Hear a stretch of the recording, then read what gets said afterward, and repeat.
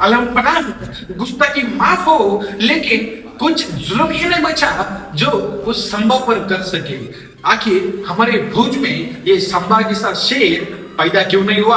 अहो तेव्हाच औरंग्याला एक धडक भरली की हा राजा झुकणाऱ्यांमधला नाही। अहो काय अत्याचार राहिले होते आमच्या राजांवर करायचे, असा एक अत्याचार उरला नव्हता जो आमच्या राजांवर करायचा राहिला होता।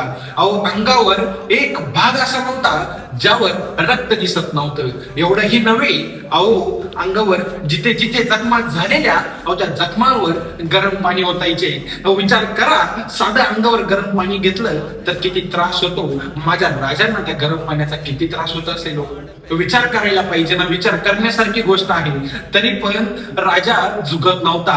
तेच जसं प्रौढ प्रताप पुरंदर, पण ती नजर झुकत नव्हती, कारण विषय सगळा होता तो धर्माचा। आणि धर्म म्हणजे हा देहाचा नव्हे, तो आत्म्याचा प्रश्न होता।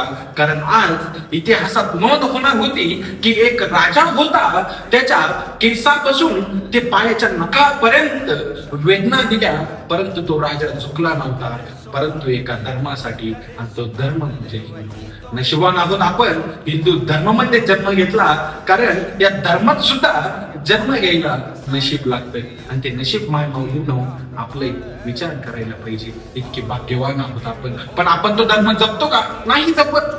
आपण तो धर्म जपण्यासाठी काय नाही ते केलं पाहिजे, पण आपण आपल्या धर्माचं रक्षण केलं पाहिजे। मग धर्माचं रक्षण म्हणजे काय? फक्त धर्माचं रक्षण का? अहो नाही, आपण आपल्या स्त्रियांचं, माता बहिणींचं रक्षण केलं पाहिजे, आणि तेच म्हणजे धर्माचं रक्षण।